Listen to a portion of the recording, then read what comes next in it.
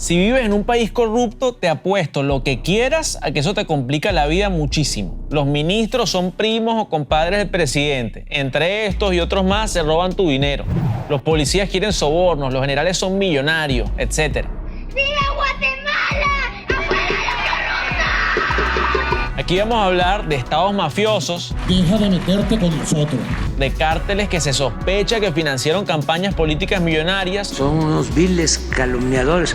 Y vamos a hablar de la corrupción en la vida diaria. Esto es una epidemia. Unos policías de tránsito me sacaron dinero. Dame para el refresco, dame para el café. Así como que si les das para el refresco. La policía, las delegaciones, todas las alcaldías. Es preocupante, es indignante. Realmente deben de ser castigados con mucha dureza. América Latina es la región más corrupta de Occidente y estos niveles de corrupción son una catástrofe social. Va desde los cargos públicos más altos a los más bajos y a los mismos ciudadanos.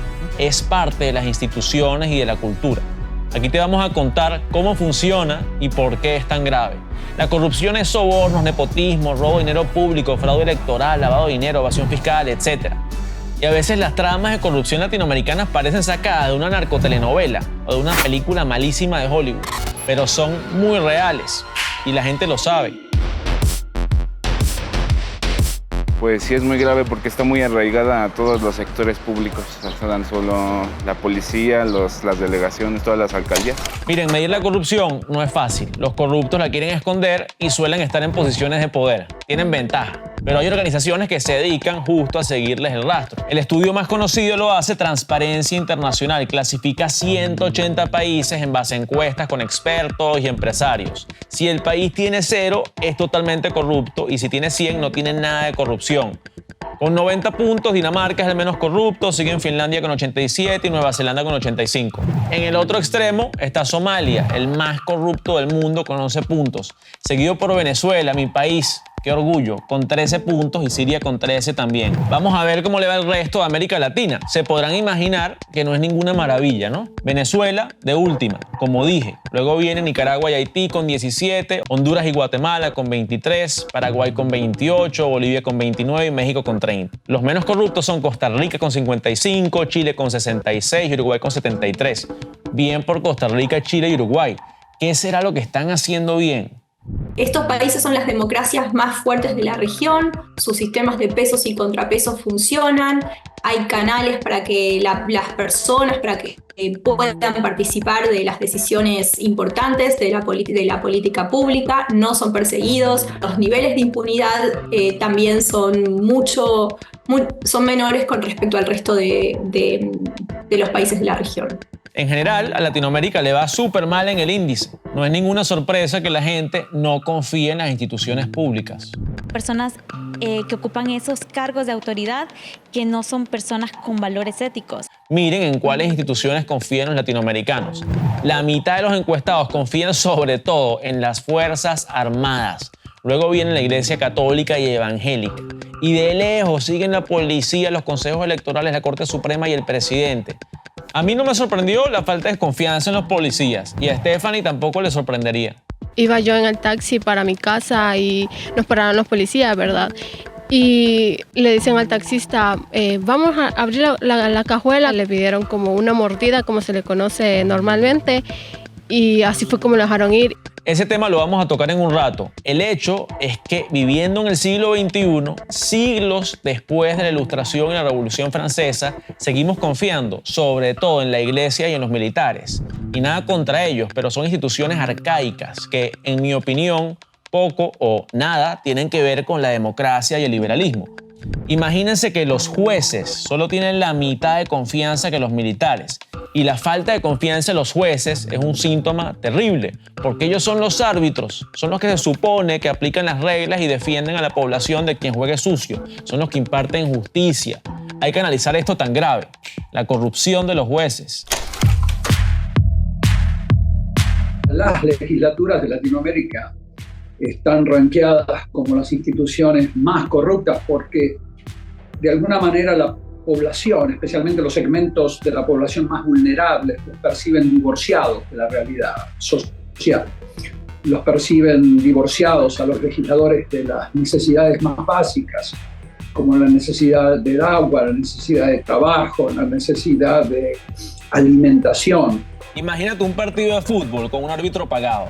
Es una porquería de partido, una farsa. El tipo no va a pitar las faltas bien, no va a sacar las amarillas que tiene que sacar, se va a inventar penaltis, va a hacer lo que le da la gana. Bueno, lo mismo pasa con la falta de independencia y transparencia del Poder Judicial en muchos países latinoamericanos. Pues sí, es muy preocupante porque pues sí se supone que son las personas que ponen las leyes. Ellos mismos imponen, o sea, te tienen sometido, te tienen como amarrado. La falta de independencia del Poder Judicial en la región es una traba muy grande para la lucha efectiva contra la corrupción y contra la impunidad. Esto se manifiesta en muchos países a través de la designación o remoción de jueces y fiscales por parte de los poderes ejecutivos. Esto genera una interferencia y se supone también que se espera cierta lealtad por parte de estas personas designadas. Por otro lado, es muy común observar que los ejecutivos presionan o amenazan a fiscales y jueces que tratan de hacer su trabajo de forma honesta y de esta forma no pueden trabajar de forma independiente. Creo que usando ejemplos podemos entender mejor qué es lo que pasa con los jueces y lo grave que es. Empecemos con Venezuela, que es un estado mafioso. No lo digo yo, así lo dice la reconocida organización Inside Crime y el Consorcio Europeo de Investigación Política. Esta mafia nunca hubiese podido establecerse con un sistema judicial independiente. Y en Venezuela este sistema perdió su independencia del Estado en el 2004. No se castigan crímenes cometidos por las autoridades. Varias investigaciones independientes apuntan a que han desaparecido centenares de miles de millones de dólares. No se sabe exactamente, pero sea cual sea, la cifra es descomunal. Se ha llegado al punto de que el crimen organizado está metido en las instituciones gubernamentales.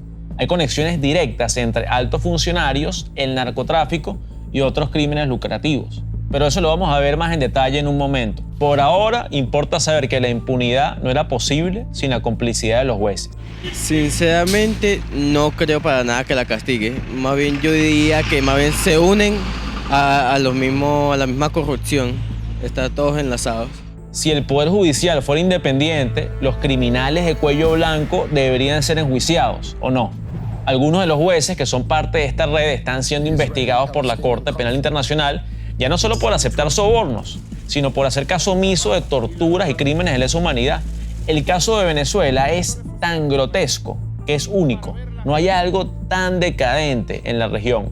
Pero jueces corruptos hay en muchos países. Venezuela no es la única. Un buen ejemplo es Brasil. El juez y el fiscal principal del gobierno, Jair Bolsonaro, participaron en un esquema de sobornos multimillonarios entre la petrolera estatal Petrobras y constructoras brasileras. Pero el gobierno de Bolsonaro no es el único polémico. El actual presidente, Luis Ignacio Lula da Silva, tampoco dio más legitimidad al Poder Judicial cuando nombró a su ex abogado fiscal general. Además, su gobierno invalidó todas las pruebas del acuerdo de clemencia de Odebrecht, el mayor esquema de corrupción y de sobornos transnacionales del mundo. Con lo cual, muchos casos van a quedar impunes. Comprensiblemente, la gente pierde confianza en las instituciones. Es algo confuso, es vago la definición de justicia. Esto desalienta las denuncias y los más afectados son los grupos más pobres y vulnerables que tienden a sufrir más discriminación y no tienen recursos legales, más allá de los que ofrece el Estado. En los casos que mencioné de Brasil y Venezuela, los corruptos aprovecharon para hacer dinero. Son ladrones de cuello blanco, pues. Pero la corrupción va más allá de robar. Hay corruptos que hacen lo que quieren con las constituciones para quedarse en el poder. Aquí ven una lista de los presidentes latinoamericanos más longevos de las últimas décadas que le metieron una mano a la Constitución. Fidel Castro estuvo 49 años en el poder persiguiendo a la oposición cubana. Daniel Ortega tiene ya 17 años en su segunda etapa, más 10 de su primera, son 27 en total. Evo Morales fue presidente 13 años y le rechazaron un referéndum para volverse a elegir. Hugo Chávez estuvo 14 años hasta que murió y le hizo relevo Nicolás Maduro, que ya tiene 10. Lo de Nicaragua es remarcable. Ese régimen sandinista secuestró hace rato la red electoral, modifica las leyes electorales y controla los registros de los partidos. ¿Y quién es la vicepresidenta? Bueno, la esposa del patriarca, Rosa Murillo. Uno de los muchos casos de nepotismo en la región. Y no rinden cuentas. Ha habido una debilidad institucional y ha costado mucho afrontar esos problemas. No ha habido mucha impunidad. Ojo, hay países en los que los presidentes duran muchísimos años en el poder, pero siguiendo las reglas del juego democrático y sin cambiar la constitución, es como si fuesen un traje a la medida. Angela Merkel fue canciller de Alemania durante 16 años, por ejemplo, pero sin autoritarismo ni movidas ilegales. Las democracias tienen sus propias reglas en cada país. Lo importante es que las personas que presiden a esos países, ya sea como primeras ministras o como presidentes, respeten esas reglas. El problema de Latinoamérica es que los presidentes no respetan las reglas constitucionales y después a la fuerza quieren reformar la Constitución como hizo Bukele o como hizo Chávez. Hay buenos ejemplos de culturas políticas democráticas como Uruguay o como Chile en las últimas décadas, pero los malos ejemplos prevalecen y eso también es el producto de una cultura autoritaria. Otro ejemplo que menciona Buscaglia es el del chavismo. Chávez se inventó una reelección indefinida, se pasó 14 años de presidente y ahora Maduro acapara el poder, inhabilitando a sus contrincantes y metiéndolos presos, como hizo recientemente el Tribunal Supremo con la opositora María Corina Machado. Además, el poder electoral es un brazo del chavismo. Vemos como un Consejo Nacional Electoral, lamentablemente, responde también a los intereses del gobierno. Por ejemplo, con la ausencia de una fecha y un cronograma cierto de elecciones de cara al 2024, que es un año electoral en Venezuela y donde todavía no sabemos ni cuándo ni cómo se van a realizar esas elecciones presidenciales. Otro caso fue el de Bolivia en el 2016. Evo Morales convocó un referéndum constitucional para reelegirse 2 veces consecutivas. Morales desconoció el resultado del no, diciendo que él tenía el derecho humano de ser candidato, el derecho a votar y ser votado. Hay que avisarle ya a Naciones Unidas que incluyan ese derecho en la Declaración Universal de los Derechos Humanos. Bueno, el hecho es que se presentó en las elecciones en 2019 y bajo acusaciones de fraude electoral renunció ante protestas masivas y presión de las Fuerzas Armadas. El caso más sonado últimamente, ustedes lo conocen, fue el de Nayib Bukele en El Salvador, recién elegido por amplia mayoría para un segundo mandato, algo que la Constitución no permitía. Pero la Asamblea Legislativa es aliada, compadre de Bukele, y en el 2021 la Corte Suprema aprobó la reelección. Hubo mucho rechazo a nivel internacional, pero Bukele se defendió con un poquito de demagogia. El pueblo está contento. Yo recibo una encuesta diaria. Es decir, no solo teníamos el poder de hacerlo, el pueblo nos lo pidió. ¿Dónde están los representantes del pueblo si los diputados llegaron a representar al pueblo? Y el pueblo quiere que quitemos a esos funcionarios. Enojados están que no hemos quitado a otros. En la región, la confianza en la transparencia de las elecciones varía mucho. En Uruguay, un 67% de las personas confían, 63% en El Salvador y 53% en Costa Rica.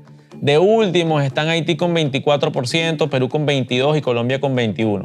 Hay que acotar que no hay datos de Venezuela. En general, se ven muchas fallas institucionales que promueven el autoritarismo.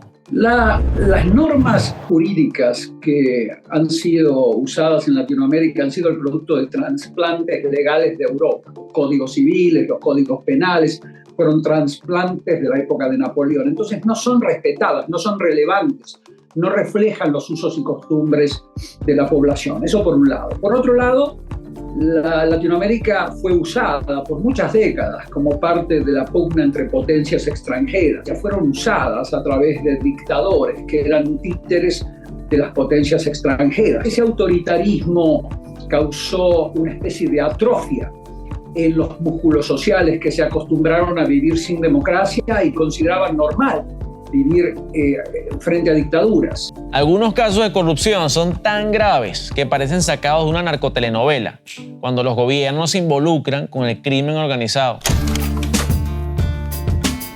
A finales de enero del 2024, la periodista Anabel Hernández publicó para Deutsche Welle información sobre pruebas sólidas aportadas por la DEA de que la campaña electoral del 2006 del presidente mexicano López Obrador recibió millones de dólares del cartel de Sinaloa.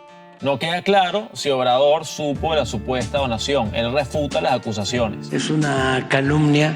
Lamentablemente, la prensa, como hemos visto, no solo en México, en el mundo, está muy subordinada al poder.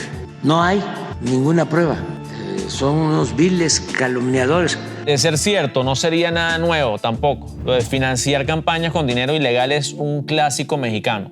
Entonces ya hay una tradición en México de financiamiento de campañas ilegales a través de dinero sucio. 9 de cada 10 dólares, en el caso mexicano, que entra a todos los partidos en promedio, son ilícitos, son ilegales, o sea, no cumplen con los requisitos legales. El caso de López Obrador es solo el más reciente escándalo que un gobierno latino tiene por andar metido con el crimen organizado.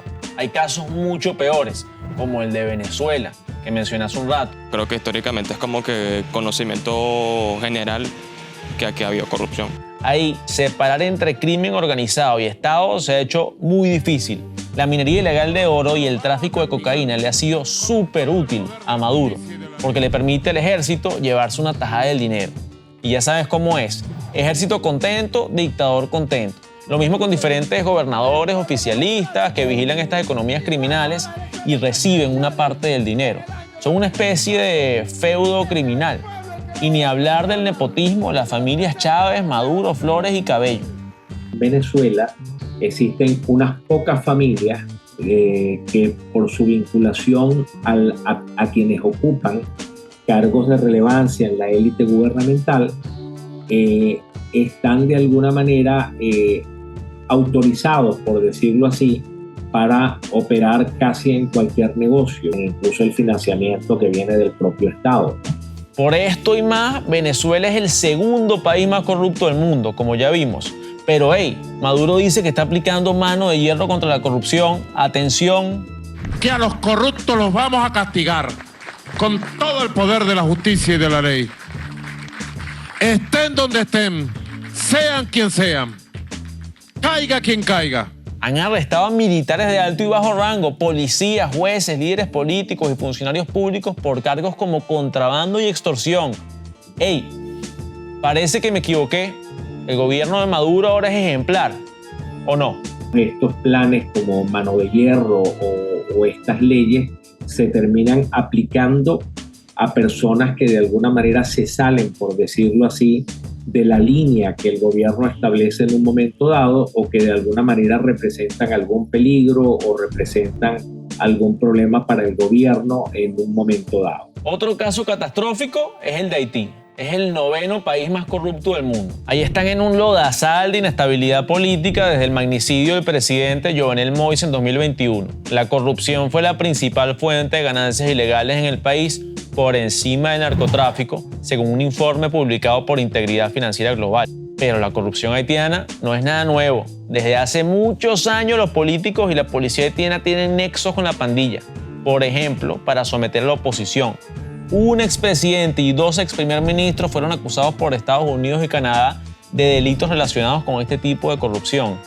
En general, lo de la corrupción es tan grave que ya la gente lo percibe como parte del día a día. Ya es normal y va más allá de unos jueces y funcionarios. Han cambiado los gobiernos, se prometen muchas cosas, pero la corrupción lamentablemente sí sigue muy presente en nuestra vida cotidiana. No es exagerado decir que en América Latina la corrupción es parte de la cultura. Hay macrocorrupción y microcorrupción. Va desde las redes de corrupción que mencioné a pequeñas interacciones cotidianas. Pongo un ejemplo de Venezuela, que se ve en otros países también, te lo aseguro. Cuando alguien va a sacar una licencia de conducir, ¿qué hacen? Con frecuencia le paga a un gestor, o sea, a alguien que conoce a alguien dentro de la institución. Y te dan tu licencia así, sin pruebas y rápido, además.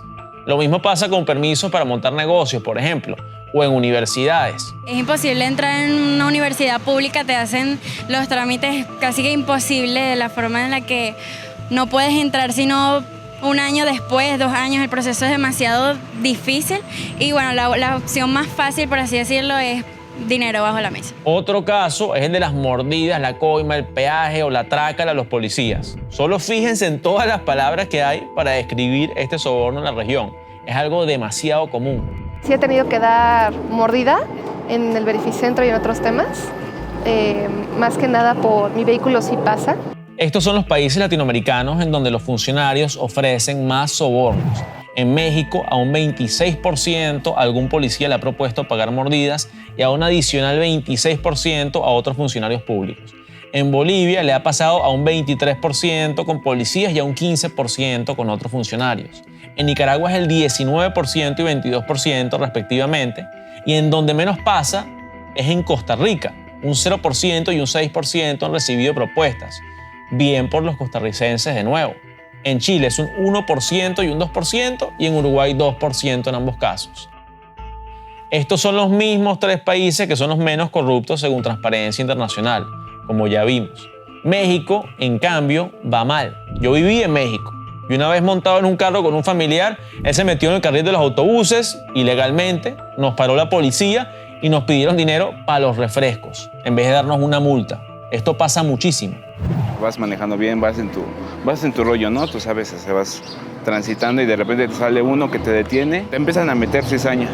Entonces, pues poco a poco te van envolviendo para que, pues al final, ahora sabes cuánto traes, para que te vayas ya. Te dicen que te va a salir muy caro, que son no sé cuántos salarios, que no sé qué, que va a ser más rápido, así como que si les das para el refresco, pero bueno. Y más allá de los policías, me pregunto hasta qué punto uno mismo cae en la microcorrupción. En Venezuela la gente se metía tanto por los carriles indebidos para ir más rápido, que yo también lo hacía, de pura frustración. En mi familia le pagaban a gestores para las licencias y una vez por un contacto evité una fila larguísima para sacar un documento de identidad. Es eso, ya es normal, pues no me lo cuestionaba mucho. Puede que incluso nosotros hayamos cometido algún acto de ese tipo que puedan parecer pequeños, pero no dejan de ser actos de corrupción. Es una normalidad que nos hace daño a todos porque no se cumplen las reglas y todo termina siendo un caos, ya sean los presidentes o los policías, hay que solucionarlo. Miren, no hay presidente latinoamericano que no haya prometido acabar con la corrupción. La lista de promesas incumplidas es demasiado larga.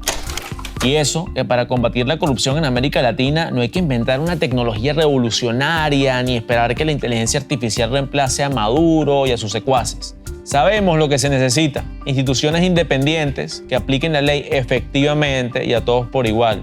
El Poder Judicial debe ser independiente. Los corruptos tienen que tenerle miedo a la Fiscalía, a la Procuraduría y a las agencias anticorrupción. No pueden ser compadres de los jueces. Y los primos y los hermanos que se pongan a mandar currículum y se consigan trabajo en otro lado. Si no hay independencia institucional, lo que suele pasar es que no se castigan los crímenes de los que están en el poder y persiguen a los enemigos del régimen. Necesitamos independencia y transparencia en las instituciones para bajar los altos índices de impunidad que hay en la región. Realmente la corrupción no debe medirse por cómo la percibimos nosotros los ciudadanos, sino qué tan eficientes son las instituciones para descubrir y combatir a los corruptos. En la última década, Chile, Costa Rica y Uruguay tomaron medidas efectivas en esta dirección. Ahí están los resultados. Por eso son los países menos corruptos de la región. Pero no todo queda en manos del Estado tampoco. Los ciudadanos también tenemos nuestro papel en la lucha contra la corrupción. En Transparencia Internacional creemos que los jóvenes tienen una gran oportunidad de participar en los asuntos públicos y exigir la rendición de cuentas a través de la auditoría social.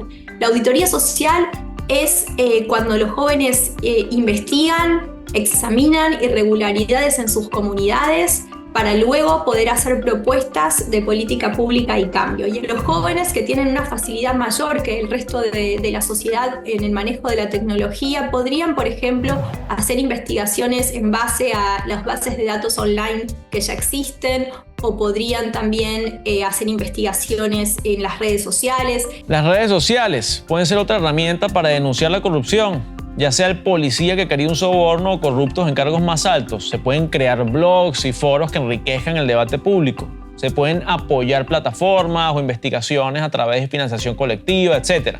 Otra solución a la corrupción es la educación.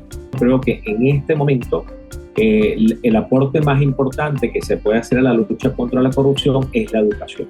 No solamente implica hablar de la corrupción, que es importante, sino también prácticas como la de crear, por ejemplo, canales, digamos, anónimos para que la gente pueda denunciar casos de corrupción. La educación es parte de la ecuación, es una solución a largo plazo. Una población con cultura cívica, empatía y solidaridad va a ser menos corrupta, pero eso es a largo plazo. Otras acciones como las iniciativas ciudadanas y la independencia institucional se pueden lograr mucho más rápido, pero tenemos que activarnos.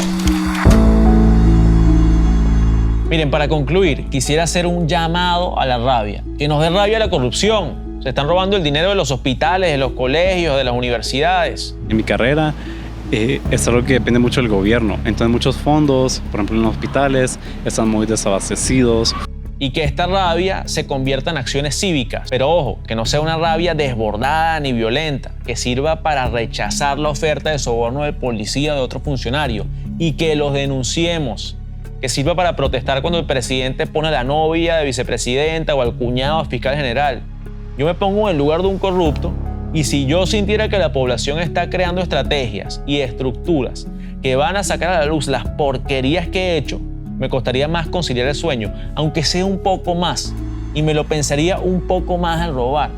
Y qué satisfactorio sería sentir que le estamos quitando el sueño a algún corrupto, ¿no? A mí me haría muy feliz. Con eso los dejo. Cuéntenme en los comentarios en YouTube cuánta corrupción hay en su país y cómo creen que podemos combatirla. Conversemos por ahí. Y recuerden suscribirse al canal de YouTube. Subiremos episodios semanales. Hasta la semana que viene. Adiós.